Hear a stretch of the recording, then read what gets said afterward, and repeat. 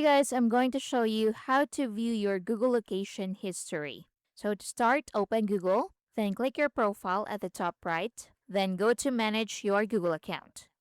Next, go to the left side and go to data and privacy. Then from here, scroll down and go to view my activity. Then from here, scroll down and click on filter by date and product.